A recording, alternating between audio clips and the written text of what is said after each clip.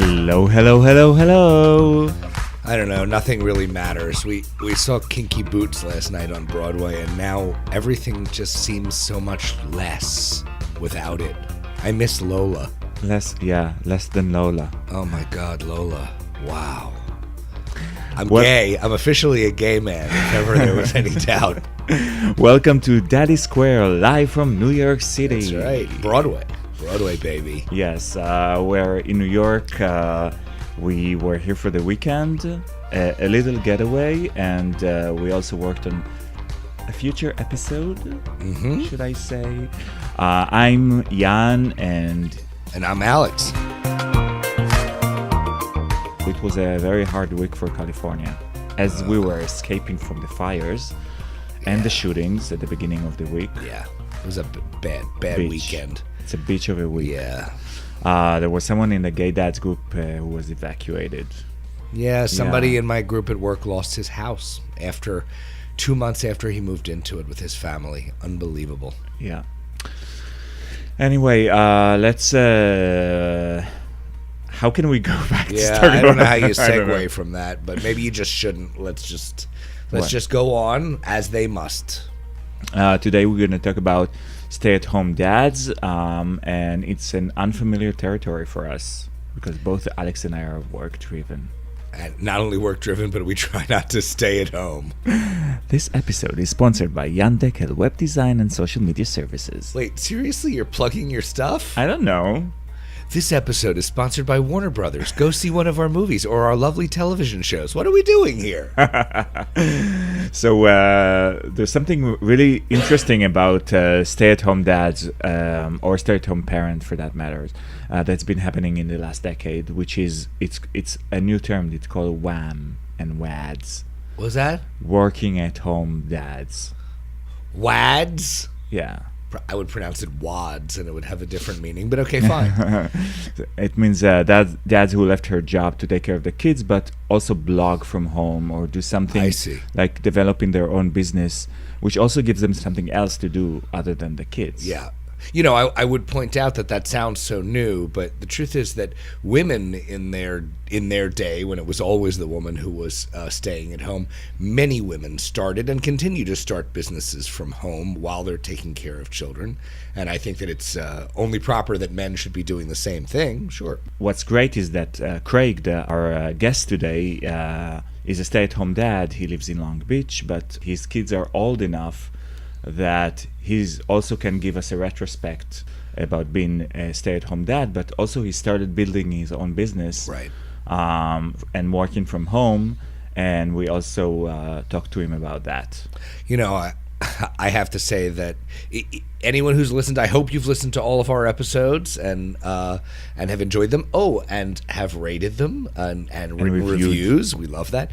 But if you've listened to any of our episodes, it's become pretty clear that certainly for me, but probably for both me and Yanir, raising our children has not been the most smooth and natural transition for us, and there has been a tremendous amount for us to get used to. And to hear this guy talking about the way he wanted his children, the approach that he took to getting them as a foster parent, and then how naturally it came to him to want to take care of them, you know, all day, every day, despite the fact of expressing stress, etc., that he just connected with that was such a surprise to me and kind of a revelation, because it is distant from the way I operate. It's not in our comfort zone. It isn't. To stay at home and do only stuff that are, you know, revolve around the kids. It's just incredible and kind of breathtaking. And I think that during the interview we kind of, you know, went with a question of what kind of people do want to stay at home. Yeah, that's right. How do you know? How does it relate to their past? Right. To their own childhood. And I think it's really interesting to kind of, because we kind of figured it out during the interview with Craig. Do you think so? Well, we'll listen to the interview. I'm not sure if we figured it out. No, but I'm not saying there's a black and white in this, of course. But I think that the fact that Craig's mother was a stay-at-home mom, right, and he wanted to give his kids what he had in his childhood, which obviously was a good experience for him. I think it's interesting. It is interesting. Sure. Okay, we're going straight to the interview. Alex, do you have something else to say? Now let's do it. Let's listen to Craig.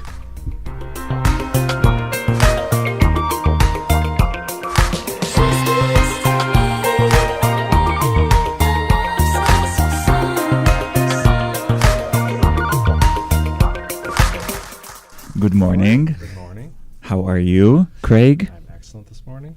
Craig was telling me on the way up here that he just came here from Long Beach. Yes. Yeah. Those of you who are from other countries and other states don't know that that's what we call, in the Jewish terminology, a schlep. It is. Yes. Thank you for schlepping over here. We appreciate it. So, Craig, you were a stay-at-home dad. Yes. I mean, the terminology is tricky too. For a while, I used to be kind of picky about being called a full-time dad rather than a stay-at-home dad. Right. It sounds more structural. Yeah. And we also didn't stay at home a lot. We were out a lot in the world. And how many kids do you have? 3. Wow. So twins? Yeah, I have twins that are they're 8 and a son who is 6. Do you know that in a research that was conducted in 2014 in America, 60% of Americans says that it's best to have a stay-at-home parent? Yes. I mean, that's I was probably one of those people that said yes or would have said yes to was asked that. It was really important to me when having kids to be able to stay home with them. So what happened before that? Before you... I used to have a career and all that. Doing what? I worked in... I told people I had kind of an accidental career in the automotive industry. I got my PhD in experimental psychology, studying depth perception. And then that kind of led to some work studying automatic braking systems in cars. Right. And then that led to a job with Nissan where I did future planning and market research. The methodology that I use is that if the red lights get too wide, it means I'm about Too to close, hit the yeah. car in front of me. Yes, very much. Well, that's interesting. So wait, were you a I'm going to go with full-time dad? Sure, that's good. Oh, I'm less picky now than I used to be.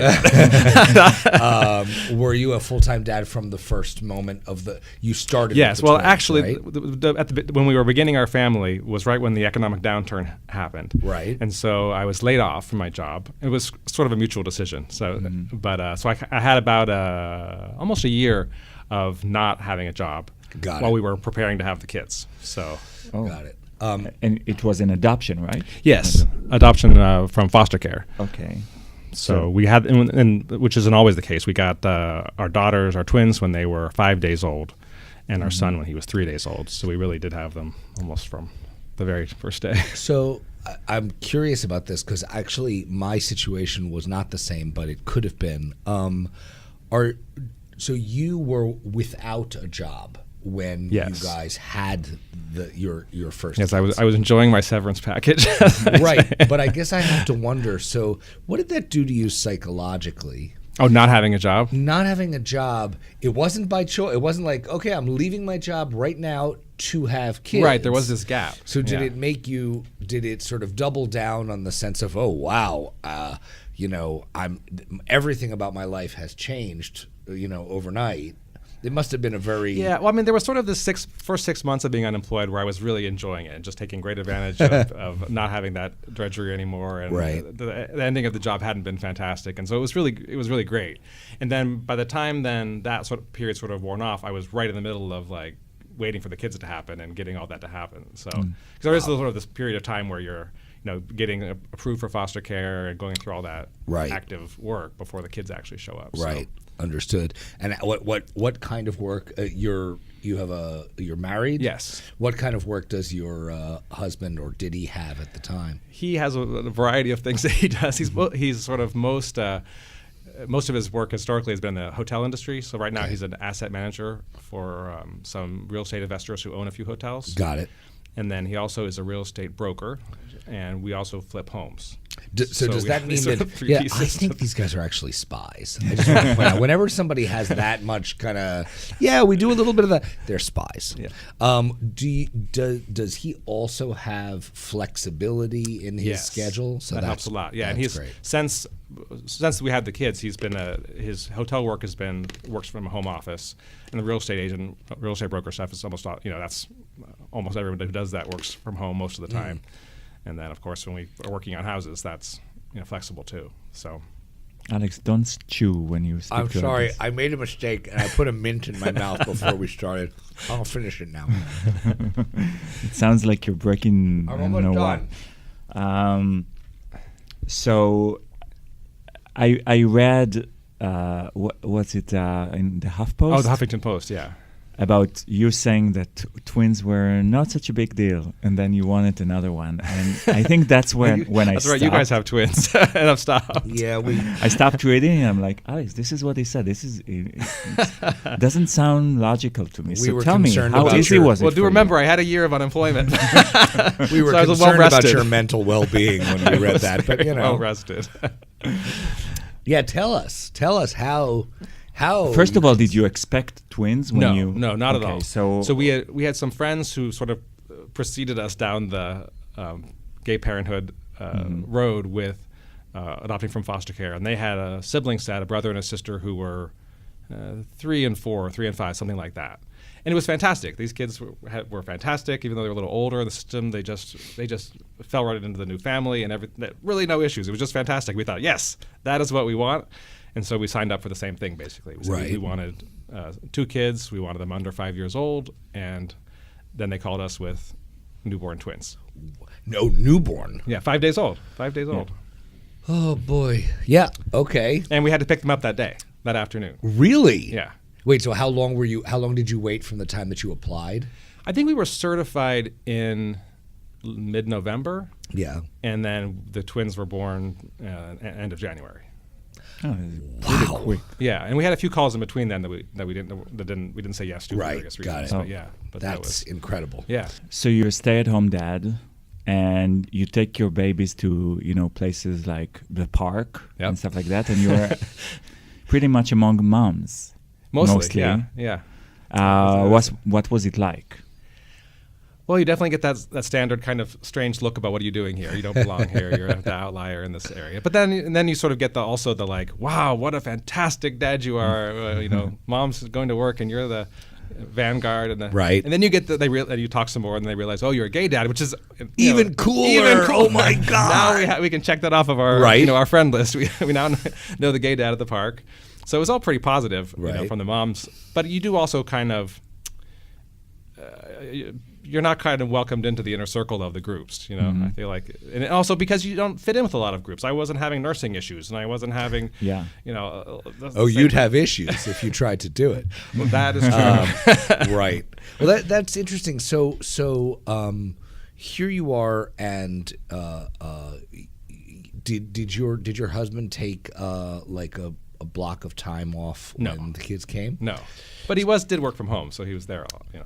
Another question: did you grow up with younger siblings? No, I was the younger of 2. Did you have a lot of little cousins that were around you growing up? A little. Were you exposed to a lot of very small children? I was a babysitter when I was younger. When I was like a young teenager, and then even in college, I was a sort of nanny, part-time nanny, I guess, for a boy in the area. So I kind of I didn't have a lot of baby experience. I should say I had a lot of babysitting and little kid experience. I'm just thinking about what happened with us, just the very idea that you could go for even one full 24-hour period with twin babies seems really, really hard. And you did this without a break for how long? Meaning, what were the breaks like other than sleep? Parents or occasional babysitter. My husband's mom lives in Glendale, so not close but not super close. And she was pretty involved in the beginning. I mean, we had a couple. We had an overnight or two at the. I don't know, not in the first few months, I'd say, but we had. She would occasionally take the babies overnight. Right. So, and would come and hang out while I could go do something. You know, there were some breaks. What'd you do? What'd you do when she came and gave you 2 hours? I don't even remember at this point, Right. those early days. It's really such a blur. I mean, I used to do all sorts of, I used to exercise. I used to do yoga classes. I was actually at a yoga class when we got the call for the babies. That's I had to check my voicemail, but I didn't do much of that anymore. Right. But occasionally I would get out and I swim, and so I would go exercise a little bit. Mostly that. Mostly get some exercise. But most of the time, the day was around the kids. So Yeah. basically, everything was around the kids. Do you remember what were you doing the whole day? Like, let's say I took them out. You took them out? Yeah, out of the house. I mean, not when they were newborn so much. I mean, we took them out more than some people do. Okay. But as soon as they were able to not just be, Blobs. Yeah. we were out. We went to Right. parks. We went to museums. We went to baby play areas. We went to the beach and sat on the sand. We went to the park and sat on the grass. People always said, like, how can you do that with these babies? And I said, it's easier. They're so much better out in the world doing things than sitting at home and in their normal Especially stuff. Yeah. twins. Yeah, we certainly discovered when they were old enough to walk around, but even Yeah. before that, for your own sanity, being out of the house is critical as Yeah. much as you can make it work. Yeah. Yeah. Don't destroy my Kylie collection.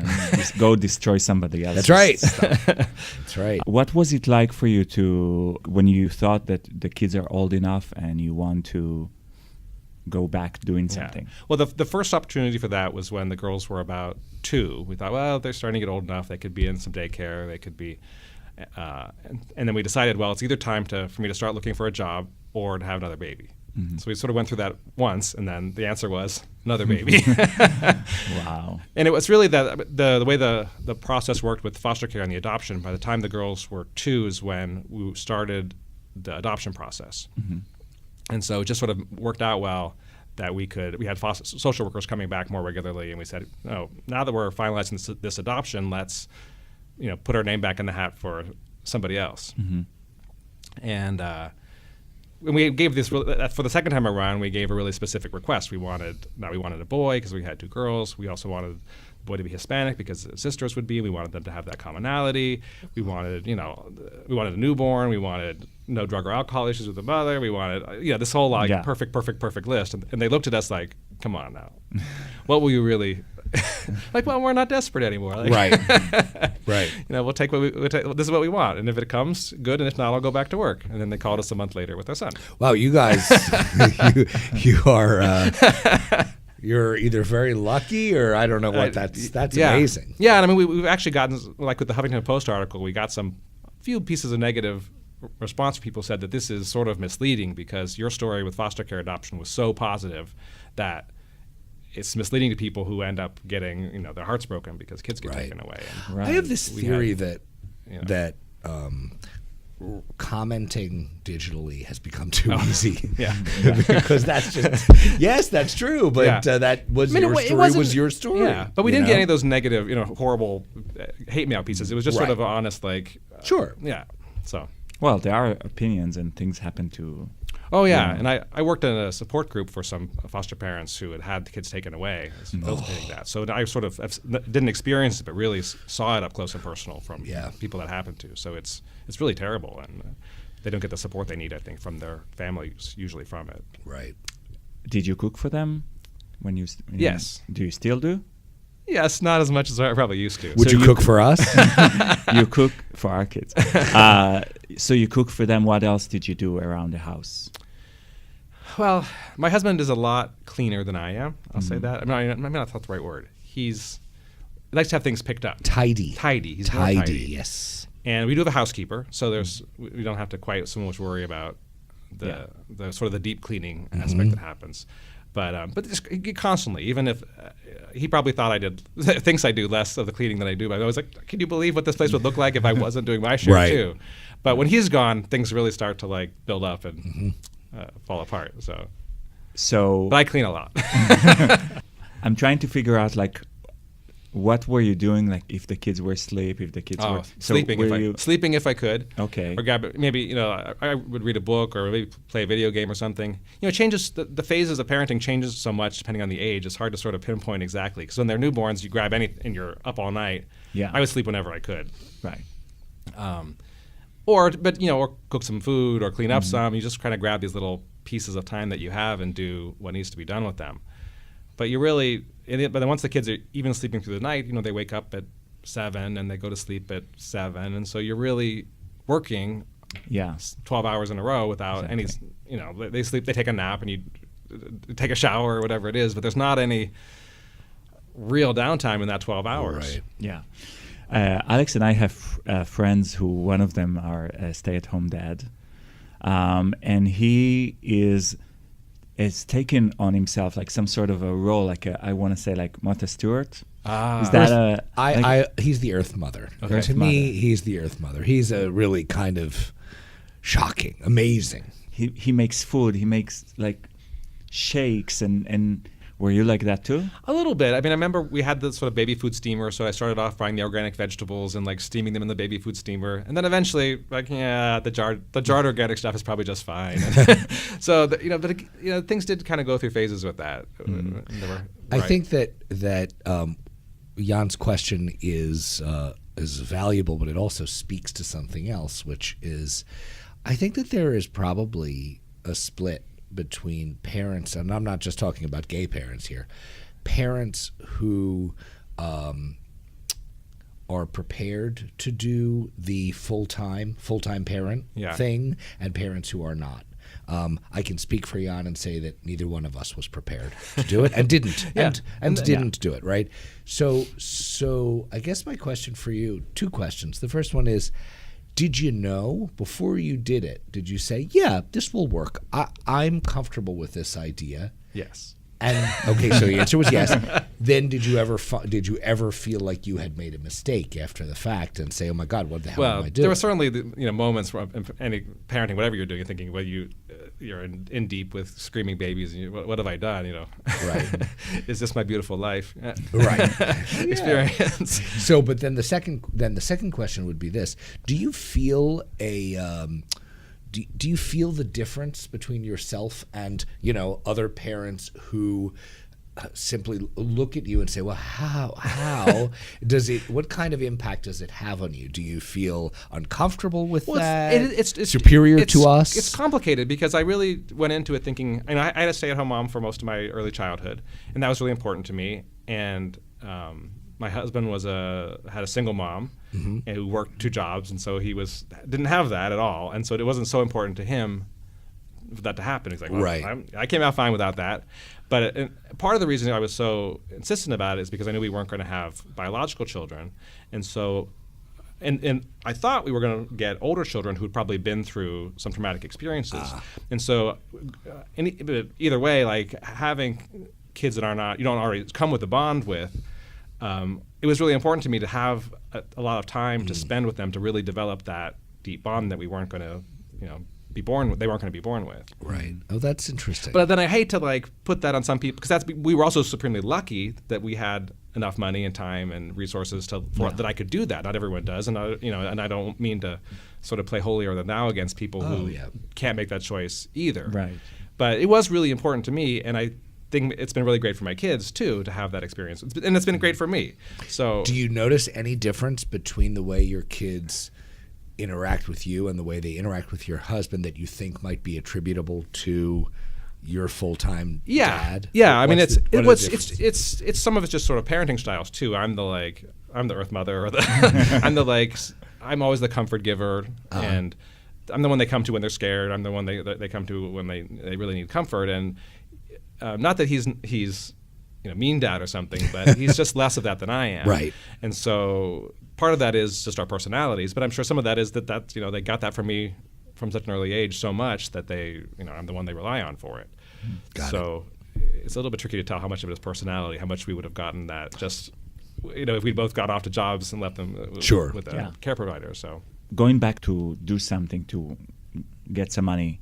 You made a home business, right? Work from home? Yeah. So I started a photography business. So I basically create virtual tours for real estate sales mostly, so that you can sort of walk through a property that you haven't gone to see. Because we had that sort of experience doing a lot of buying and selling homes, and it was always frustrating to not be able to see them, in detail before you went. So I had this idea. I actually tried to develop something myself, and then some other company beat me to it. And then I thought, I'll just buy their camera and stuff. And you do like the do 360 things and all that stuff? Oh, those are cool. The decision was because financial decision, or because you felt that you need something? We didn't need the money, but it's always, that's the other side of not having two people bringing in income, is that there's always, this, you can just see like, what could we do if we had another income for this family instead of, what we don't.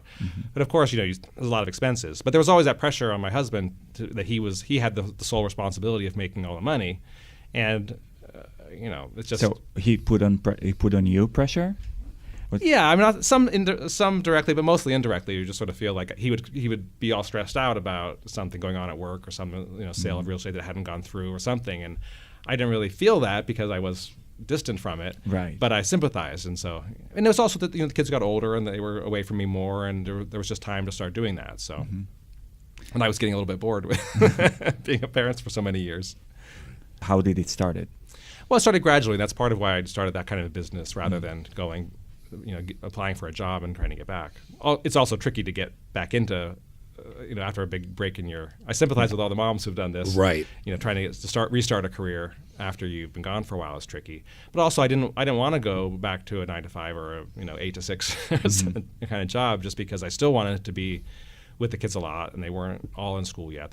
My son's in first grade now, so it's only been 2. This is really the first year where he's in an all-day school program. So. It was something I wanted to be able to ramp up, and so we just sort of started off, and I, did it when I had time. It's a good job. You usually start at something about 10 o'clock, and you're done by. You can arrange things most days to be done by 3. And my husband can pick them up or drop them off if I have an early or late job. Yeah. So it's pretty flexible. What was the beginning like for you? The beginning of establishing a business.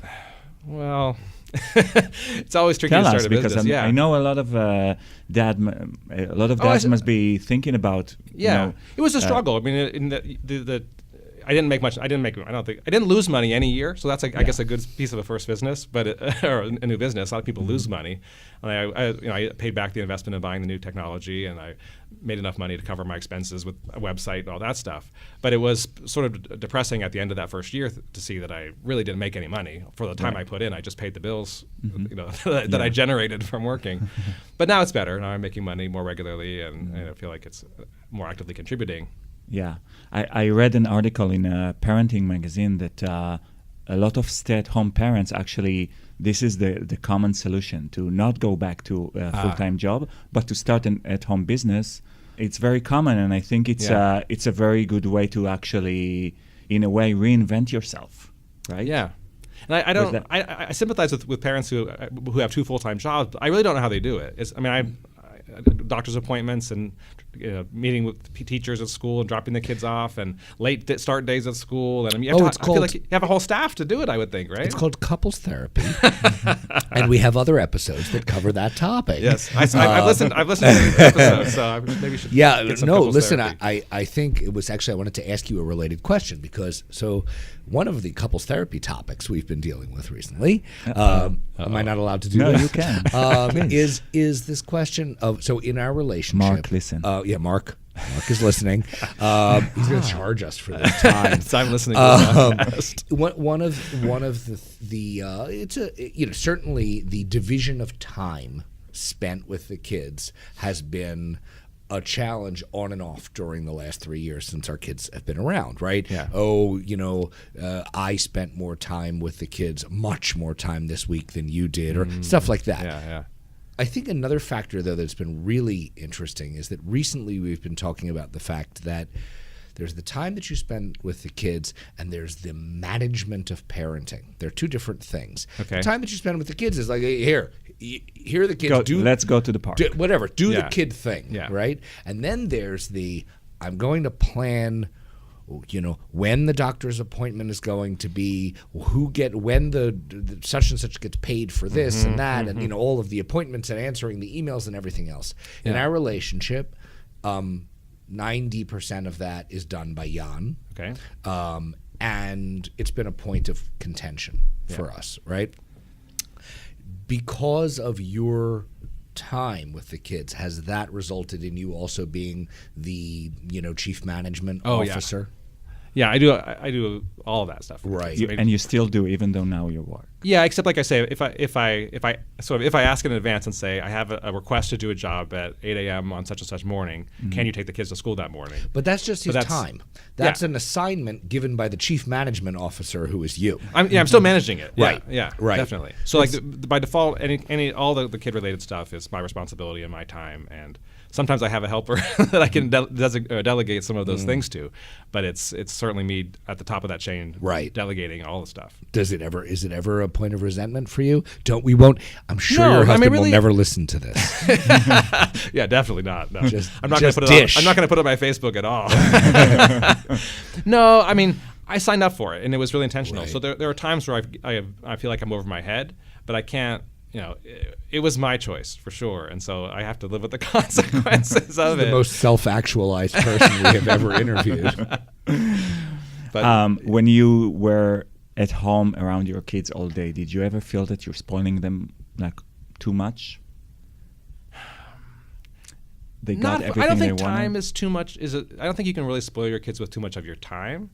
I mean, I didn't worry about that. I mean, I worry about spoiling my kids by acceding to their every demand, but they weren't demanding my time. I was just there, and we did stuff together. So didn't feel like spoiling.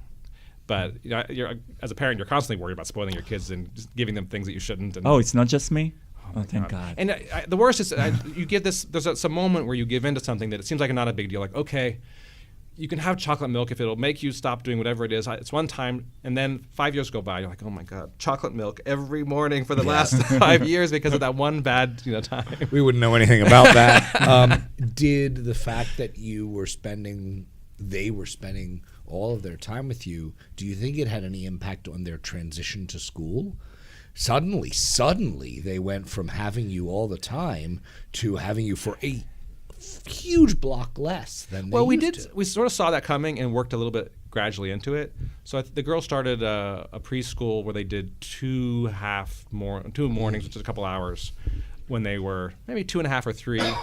And then when our son came, and I was really literally so overwhelmed, and the girls couldn't be in preschool then for another unrelated reason for a period of time. So we hired a temporary 20-hour a week nanny, a part-time nanny, right, to help out. But really then, when my son was a newborn, those 20 hours gave me time to take the girls out and leave.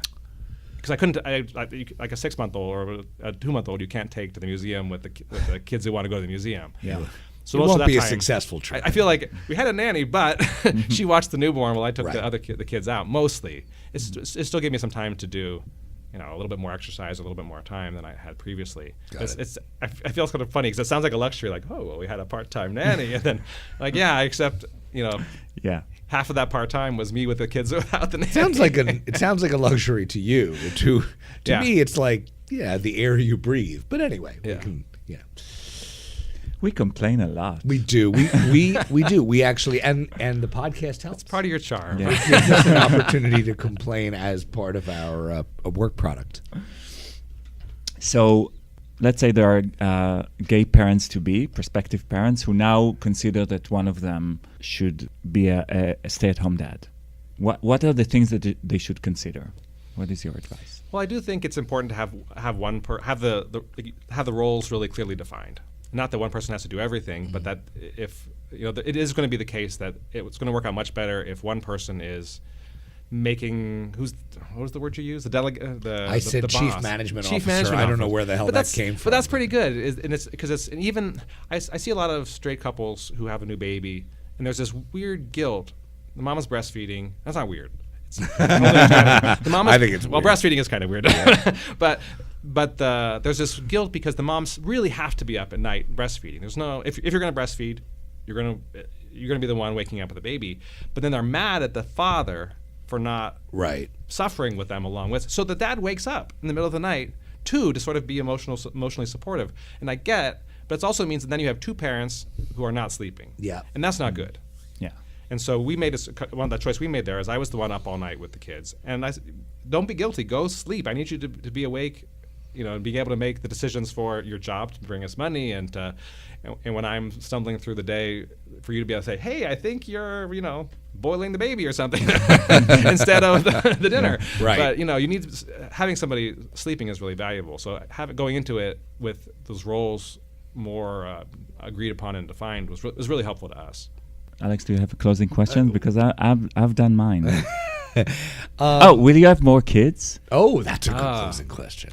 No, but we're sort of getting further and further past that window. We initially said that, my son's not biologically related to my daughters. Mm-hmm. And so we had said when he first came, we thought, well, we're done unless we get a call saying that he has a biological sibling, which often happens in foster care. Really? Yeah, you get the call for the biological sibling. That is already in the world, or yes. that may come into the the either world? way. I see. But that's a very common experience for foster parents or foster adopt parents, is that you get the call because now you're on a very similar level to the aunt in Texas who might otherwise have gotten a call for a baby. Yeah. Now that you're the parents of a biological sibling, you're on an equal stance really for that sort of placement. Have you actually notified the agencies that, or yes. whoever it is, that if that happens? We had this strange psychic feeling that our son had a baby sibling, and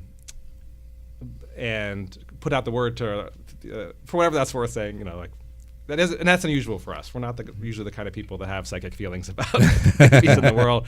And we got kind of roadblocked because his biological mother mostly lives out of state. Uh-huh. And so the state agencies could only do not much. Really? She was in California for his birth and then went back, as best we know, to her home state. The agencies don't cross state lines? They can, but it wasn't... So that ended up being a problem. I see. It was difficult to ask and so on and so forth. But we did find out through contact later. We have one biological relative that we contacted, and it was already sort of too late. The baby was sort of living with the new biological father, but I felt a little redeemed by my psychic powers. That's amazing. That there was a baby out there. Now, really, last question. Okay. How much do you think the fact that you wanted to be a stay-at-home dad was because you lived with a stay-at-home mom? Oh, that's a good question. I think a lot. I mean, I think I had a really great childhood with my stay-at-home mom, and it was the kind of that was the childhood I wanted my kids to have, and I don't know. But did you find yourself thinking like I'm copied stuff that my mom did to us? Copying. It was we lived in very different settings. We lived on a small farm with my mom, so like we lived in in a city, so go up by the beach near LA. So it was very different, right? But it was. You guys don't have chickens here now. No chickens. No chickens. That's a shame. Yeah, I would like to have chickens. Yeah. It's tricky. City chickens are tough to come by. Craig, thank you so much for coming. So much for your time. So long way from Long Beach. Yeah, really. It was a pleasure. Thank you for having me.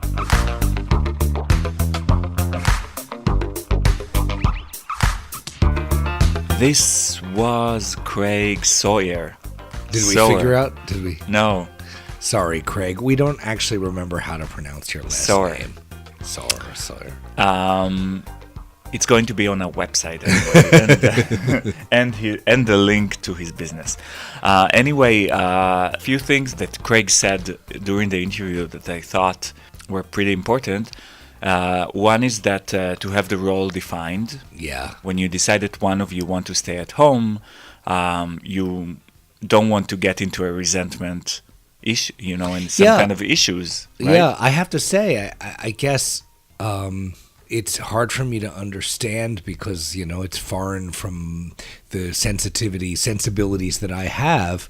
But I can imagine that there are scenarios where you could still develop resentment even once those decisions are made.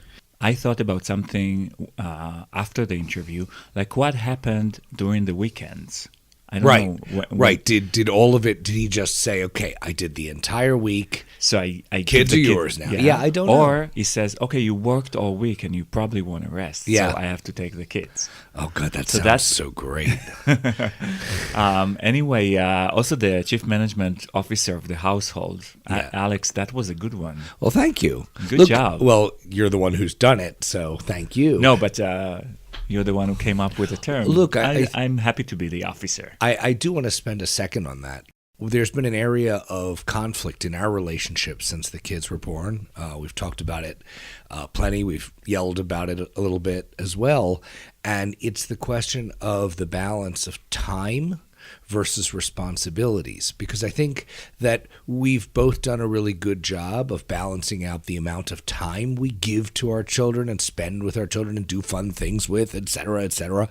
But there is this one area where you have been responsible for the planning of pretty much everything. And what I'd love to hear from some of our listeners who have kids themselves is there anyone who's found a situation where they've actually balanced that function out as well, where not just one of the couple are actually responsible for the management? And I'd love to understand how that works. So email us at hello@daddysquare.com and let us know how you do it. Mm-hmm. Yes. One other thing that I thought when looking back at the interview, that it's also connected to episode 2 that we did with Peter Gandolfo when he talked about life purpose. We asked him about dads who decide to stay at home. Right. Oh, that's right. We did. So he said that you have to think about how it will contribute to me. Like, try to see your story, like, where do you want to go? So if you want to take this opportunity to be creative and start something or do something or learn to cook, or I don't know, like, whatever it is that you want to utilize your time so you won't end up after 10 years, thinking, what have I done? Right. Like, so that's really important to kind of look at the whole journey. Yeah, and I had another thought too.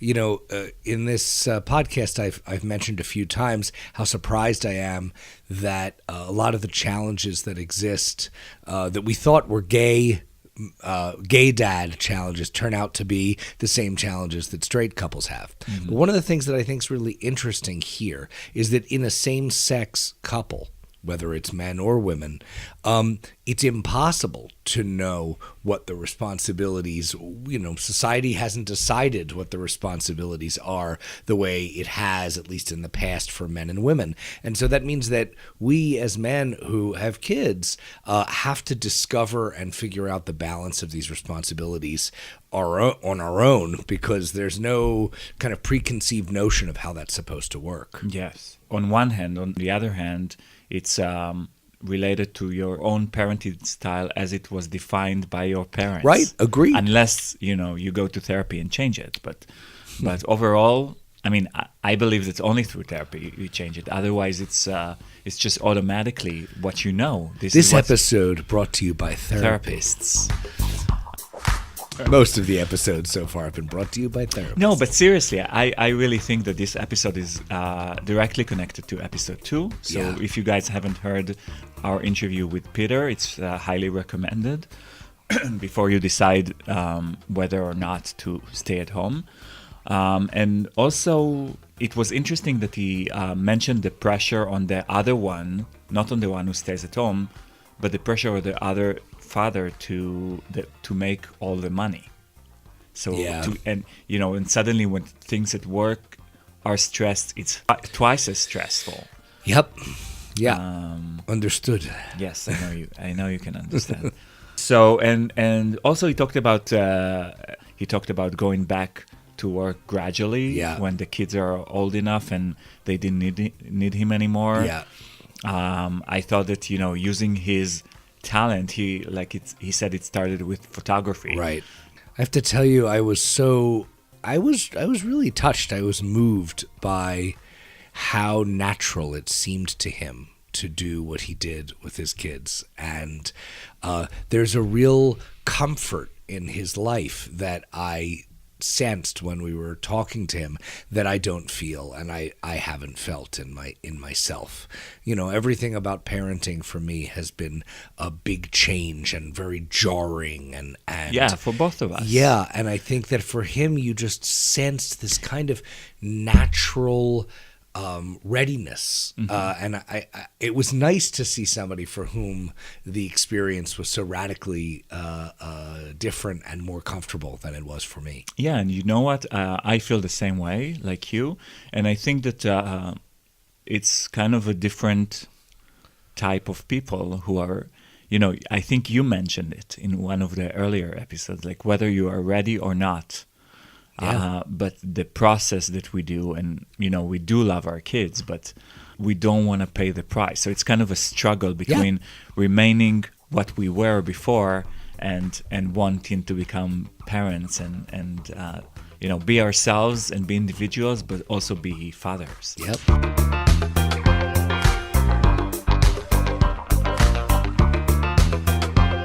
So yes, that's it, I think, for today. But before we go, we have this sage advice segment. Yeah, I have one. I think. Do you? I do. I thought about changing it. What do you want to do?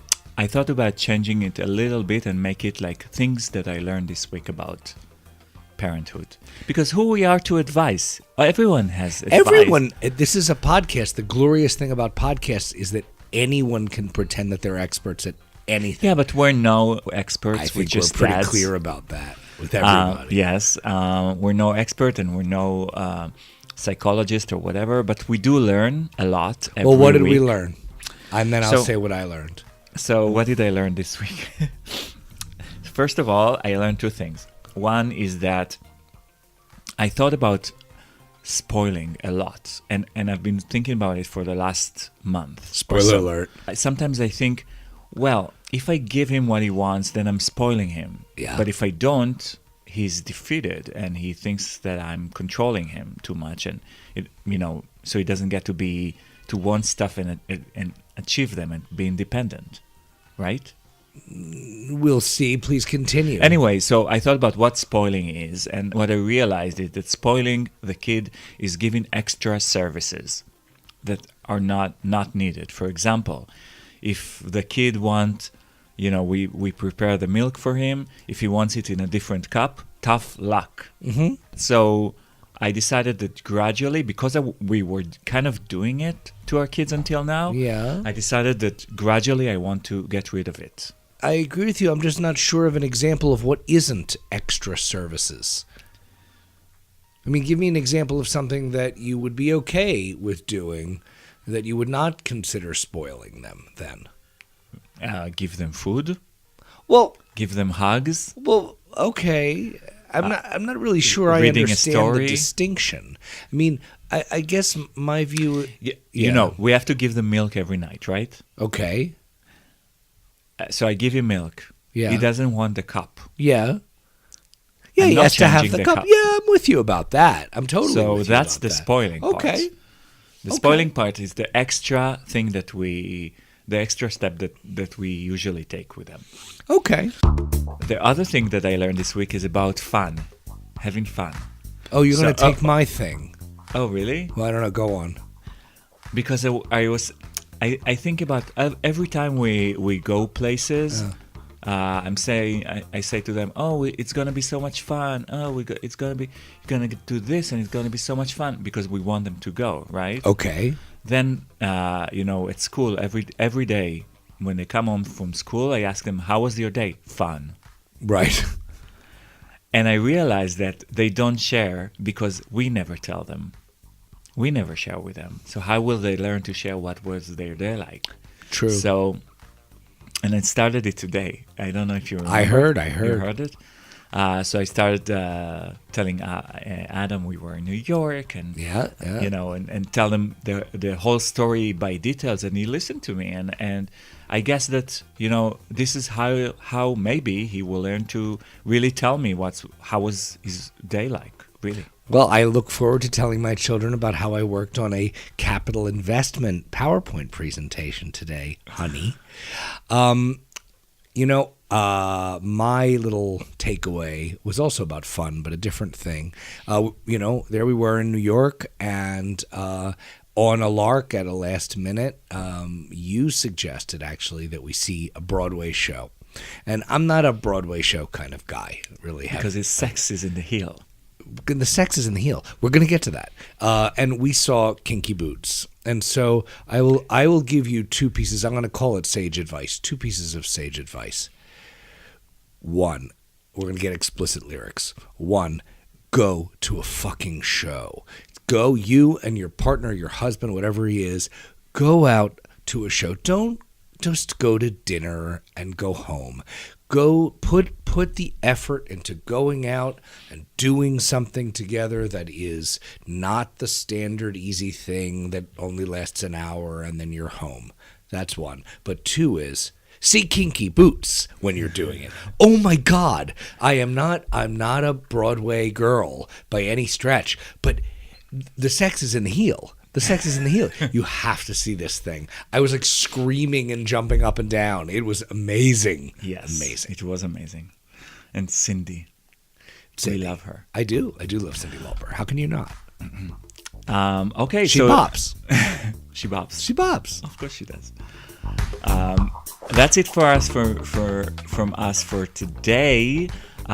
Keep the email and messaging and everything coming. Keep in touch with us. We love it, and we love being in touch with you guys. And if you have any recommendations or criticism or whatever, we take it and we hug it and we love it. Seriously, I'm all for world peace, you guys. I'm all for hugging, Hugging. criticism. And don't forget to rate and review us on iTunes. And if you forget how especially many on stars iTunes. you're supposed to do, the number's 5. So write to us at hello@daddysqr.com. Daddy Square is a part of the gayswithkids.com umbrella. Nice umbrella. Umbrella, Ella. Okay. Alex, Yeah. have a good week. There's a show of Jake Kinky Boots? No, Jake Shears performs in LA. Are you coming? Let's go Oh, see no, him. I'm actually busy Go see a fucking rearranging. show. Okay.